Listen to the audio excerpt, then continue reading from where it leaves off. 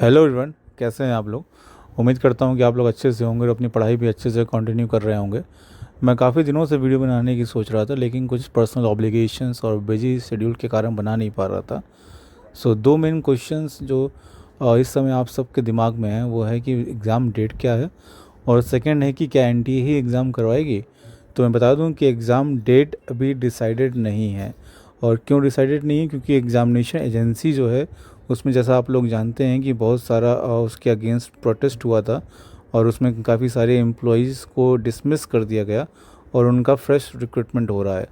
तो अभी जब उनका रिक्रूटमेंट हो रहा है तो वो किसी और एजेंसी का रिक्रूटमेंट कराने की स्थिति में नहीं है। एग्ज़ाम डेट अभी डिसाइडेड नहीं है। और सेकंड क्वेश्चन, क्या एनटीए ही एग्ज़ाम करवाएगी। तो मैं बता दूं, एनटीए की स्थिति इस समय ठीक नहीं है, अनसर्टेनिटी है, और इसीलिए वो किसी भी एग्ज़ाम कराने को वो ना तो हाँ बोल रही है, ना ही वो ना बोल रही है।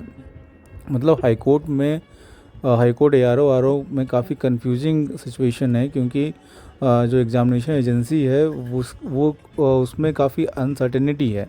वो खुद ही एग्ज़ाम कराने की स्थिति में नहीं है अभी। तो या तो हाई कोर्ट एनटीए से ही करवाएगा या कोई और एजेंसी ढूंढेगा जो एग्ज़ाम करा सके।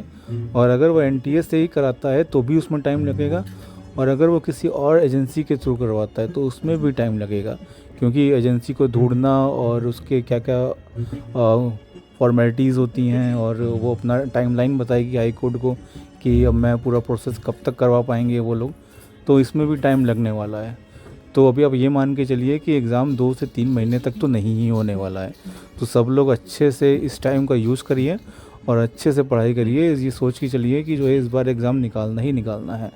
और क्योंकि आप जान ही रहे हैं कि जो है एनटीए का रीस्ट्रक्चरिंग हुआ है, तो चांसेस हैं कि करप्शन अगर होता भी था या नहीं भी होता था तो इस बार तो नहीं ही होना है, या होना भी है तो बहुत कम होना है। मतलब एलिजिबल कैंडिडेट्स हैं, उनका सिलेक्शन होना ही होना है। अगर वो पढ़ाई करेंगे तो आपका सिलेक्शन होगा ही होगा। अच्छे से पढ़ते रहिए। मिलते हैं अगले वीडियो में। All the best, take care.